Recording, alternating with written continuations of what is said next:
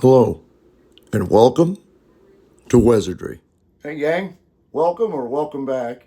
I know it's been a bit since my last video, and I hope you liked this one. It was worth the wait. In this video, I'm making an interactive terrain piece. The inspiration came to me from Trench Crusade. You may have heard of it. Since I'm doing homage to the game, we're also going to go with a Grimdark paint scheme. So, what are we waiting for? Let's make some magic happen.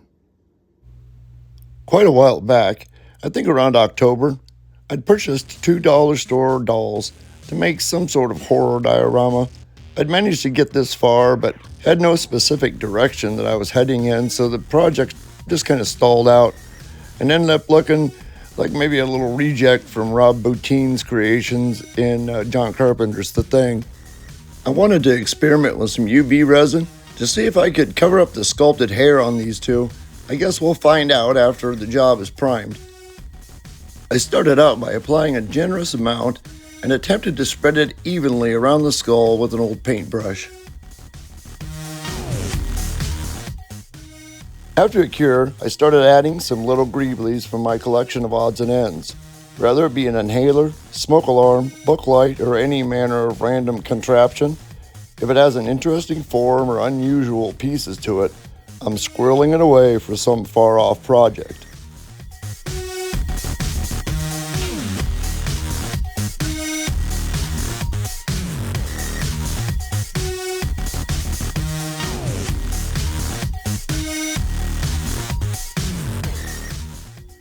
I drilled multiple holes into the skull that was going to get a wild hairdo of wires. We'll call him Dreads. Dreads is receiving the main input from the cables, but both he and Bubblehead can control their movements and relay information equally. AI brain duality and all sorts of that sci-fi stuff.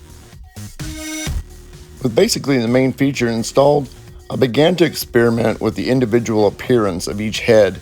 This is where Bubblehead got his name. I knew in the end I wanted some sort of convergence between organic and inorganic, and with a dark, dismal dystopian vibe. Something really looked creepy. And yes, I'm aware that I'm sanding off all of the UV resin that I'd put on earlier, and I'm going to end up covering it up with the plastic ball that I'd just cut in half. I acquired that ball courtesy of Buck. Buck loves to tear the hell out of toys to get to the squeaker. So I have many sizes and shapes, 'cause he's a good boy. Fitting the ball to the doll's head was actually pretty easy considering that they were so close in size, but I felt old Bubblehead needed more. These final faction sets at the dollar store work well on terrain builds, kit bashes, and Gaslands builds. They are not high quality plastic, nor are they high quality in detail, but they do get the job done. They work well as a filler to build on, to make a form or a shape, in the background as objects of interest or as debris in dioramas. They're versatile and they're cheap. That works for me. As if Dreads didn't look insane enough already, I scrapped the original eye for a poppy-outy, veiny looking eye. I have several sizes of small spheres, so I just needed to lock down the size that made the most sense, if that's a thing. As you may recognize, this little object I'm working on right now is an expired smoke alarm. With the help of this window screen, I'm hoping to change the appearance to look like some type of sci-fi structure that Dreads and Bubblehead will be hardwired to.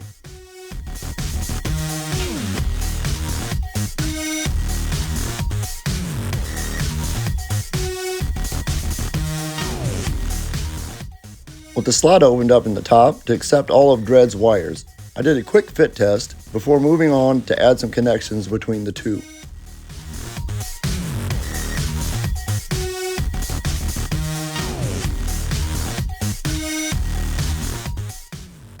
After all of Dread's cables were in, I filled up his ear hole, gave him a tricked out eye, and closed him up.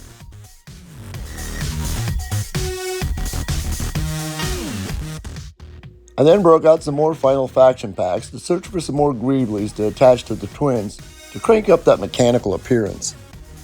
Even with sanding, these cheap plastics sometimes still don't want to adhere to each other, so I resort to the tried and true baking soda method. like I use when putting the hair plugs in Dread. Even though I was kind of fond of Bubblehead's right eye, I did feel like it was a little bit too far out there, so I decided to put a hood over it to make it resemble a security camera. And I also decided to give Dreads an eyebrow as well, just for good measure. Then it was time to make up an epoxy sculpt milliput mix to bulk out these boys a little bit. I wanted to lay down a foundation for the skin I'd be adding. I guess skin isn't necessarily the right term, more like flesh or fleshy parts. And I wanted to integrate the mechanical greeblies into these said fleshy parts without such sharp edges.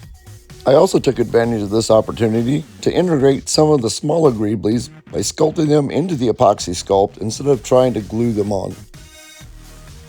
This booklight never really worked all that well, so it became part of this project, connecting the twins together.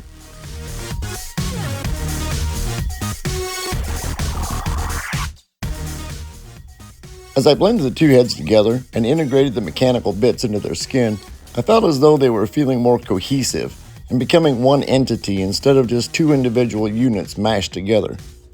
I found this little gem literally just lying on my garage floor. No idea where it came from or what it came off of, but I knew immediately I'd found Dread's wonky eyeball. So after trimming and twisting the wires together, I glued it into place and voila! Dreads was right eye blind no more. Speaking of which, I also decided to give Bubblehead a third eye right in the middle of his forehead. I used sponge to fill the holes and to give the eyeballs more to adhere to than just plastic.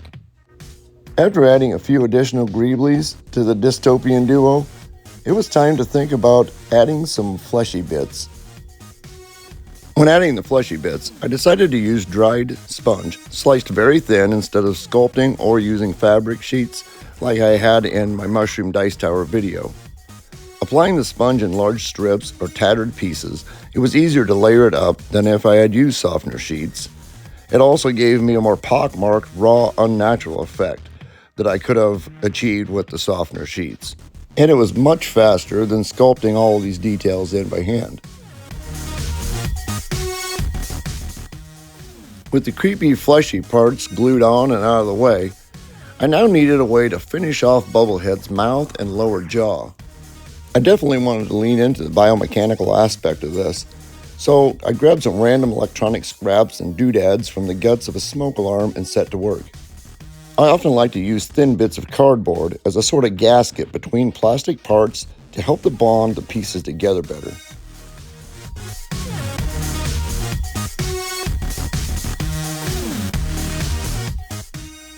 It is especially useful when trying to adhere pieces that are not completely flat, ensuring you a much better bond by using the gasket material.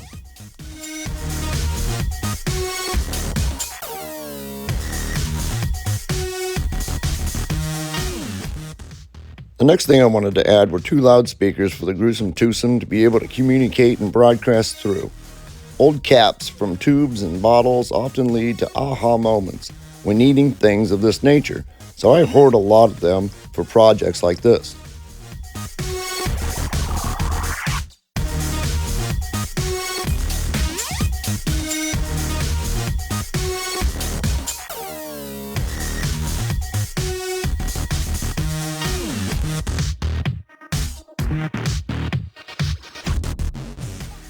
I attached a couple pieces of coat hanger wire to Dread's skull for added strength, then hot glued it and some counterbalance weight to the base, as well as gluing down as much of the wire harness as possible before sealing it all up.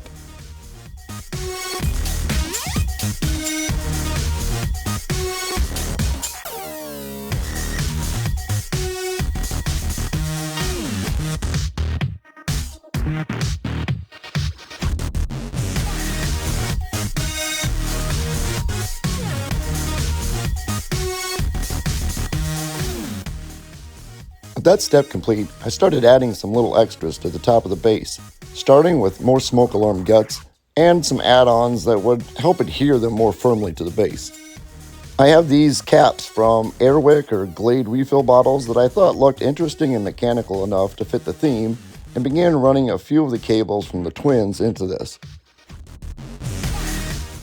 I also had this little plastic bit that I don't remember where it came from, and ran some cables into it as well. And of course, the whole contraption needed to be glued down to a base so I could build some terrain surrounding it. Some fiberboard cut to size and the rough side up for better adhesion was my material of choice for this. I began the process of building up the terrain on the base by selecting random sized chunks of XPS foam that I had broken up, filling up any gaps to end up with a continuous barrier encompassing the mechanized base that the twins are attached to. I used hot glue for two reasons. The first being, I wouldn't have to wait for a drying time as I would with PVA glue. And secondly, hot glue was going to be an integral part of the future step that I had planned.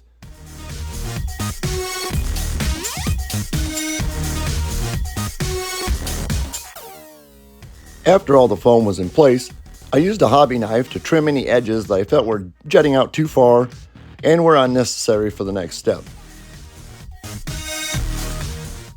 Any remaining gaps or areas I felt needed a little more interest or bulking up, I filled in with the bits I'd cut off.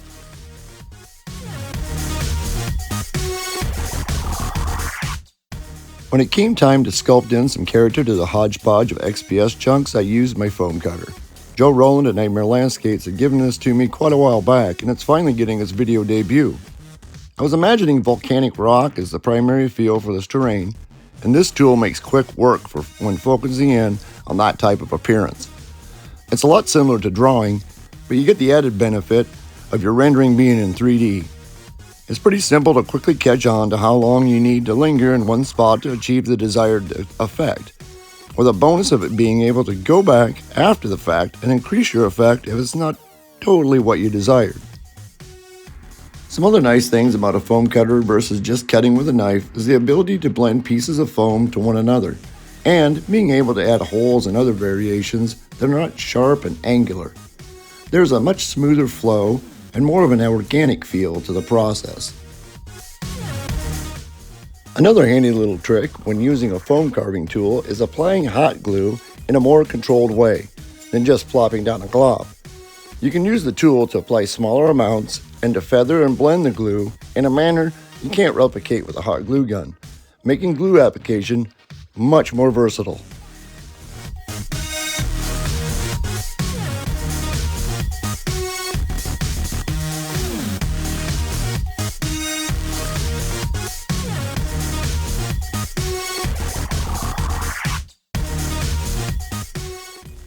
This is where I took my biggest gamble on this project.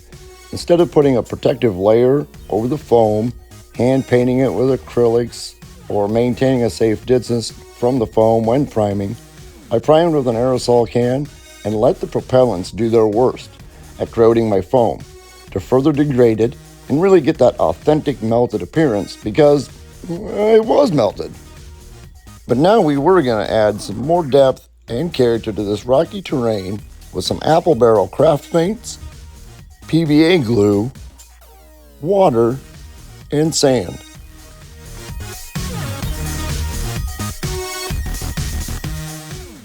With one of my terrain brushes, I basically just started shoveling it on. I used a smallish brush so I could better control how much paint and or sand I applied to different areas. And I also forgot to zoom in when I'd started this, but truthfully, I couldn't really capture on camera how it looked firsthand when the mix was wet.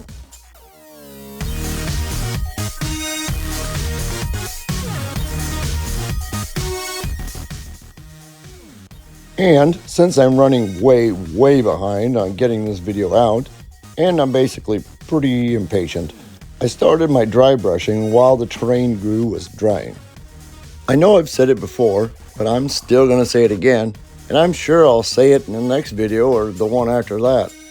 I do just love how the primer coat unifies all of the unrelated pieces, and then the dry brush pulling everything into focus. I never get tired of it. I decided to start off laying down some metallics while I considered which direction I was going to head in as far as a paint scheme for the fleshy bits. And when it came to metallics, I knew I didn't want it all to be one metal color. I wanted to mix it up a bit and show variations of metal used. Reaper's Dwarven Gold seemed an appropriate metallic to go with in this case.